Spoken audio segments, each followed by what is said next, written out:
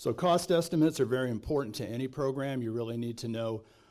This will set your initial budget and also give you your benchmarks of what you're managing against. So we've prepared multiple estimates for this program, and I'll be talking about those over the next couple slides. Because we are at the 5 to 10% conceptual engineering phase for this program, a Class 3 estimate is what is appropriate. There's 5 different phases or classes of estimates, all the way from a Class 1 to a Class 5. We're kind of in the middle now. As we move forward, we'll be getting, with design, we'll be moving into the Class 2, and the Class 1 estimate is what you issue right before you prepare your engineer's estimate for construction bids. But we've constructed what we call bottoms-up contractors' estimates as our estimates for this program. And these are not like parametric models or looking at other projects. We actually broke down the conceptual engineering report into all of its components. We added up all the tons of steel used on the job, all the cubic yards of concrete, taking into account local labor rates and all those kind of things, and develop a estimate that would be similar to what a contractor would prepare if they were submitting a bid to DWR for constructing these facilities. This estimate that you'll be seeing initially is in 2014 dollars. We have the ability to escalate that to 2017 dollars, and I'll talk about that in a minute. So this is the program estimate that is shown in the white paper, total of $15.74 billion. This covers all of the capital cost of the program. Not shown in this estimate is the approximately $1.4 billion for 50 years of O&M of the facilities that go with this. So there are different numbers floating around out there. You may have heard numbers in the $17 billion range. That's how you get to that number. You add approximately 1.4 for O&M to these capital cost numbers. So what I'd like to do now on the next slides is talk about the $14.94 billion estimate and how we have multiple estimates on that.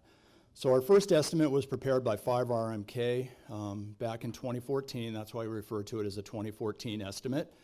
Totaled $14.94 billion with approximately $9.5 billion in construction costs.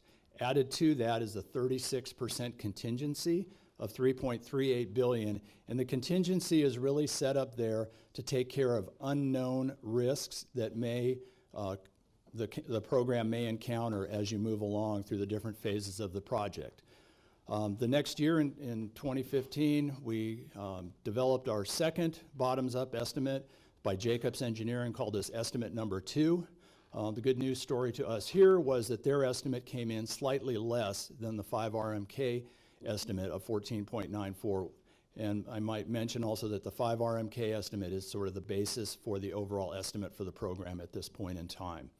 Again, 36% contingency has been attached to this estimate, and so you can see the difference between our estimate 1 and estimate 2. So that gives us good confidence that our initial program estimate that we have at this point in time is valid. And then for the third estimate, this is what we call a risk-adjusted estimate, and it takes into account mitigation of risks that could possibly impact the project. So what we did in late 2015 is we assembled a group of subject matter experts in heavy infrastructure construction, tunnel construction, pump station construction, on both the design and the construction side of things. We ran a 3-day workshop where we asked this group to try and identify all of the potential risks that could befall a program such as ours. Identify those risks, their likelihood of occurrence, and the consequence of them occurring to the project. What is the most likely occurrence? What would be the most likely cost of that occurrence? What would be the high end of that occurrence? What would be the low end of that occurrence? So we took all of that data from a workshop, we put it into a statistical model, ran that model over 10,000 times to generate what we call an S-curve that predicts basically where the program costs will fall. And just for point of brevity, I did not include that S-curve in this presentation, but it's included in the white paper.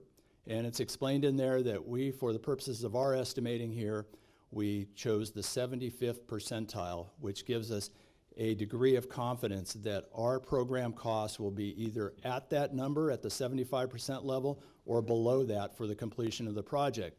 So what I want to just point out here on estimate number 3, you can see that on that S-curve at the 75 percentile range, The construction estimate, design and construction estimate is 10.66 billion.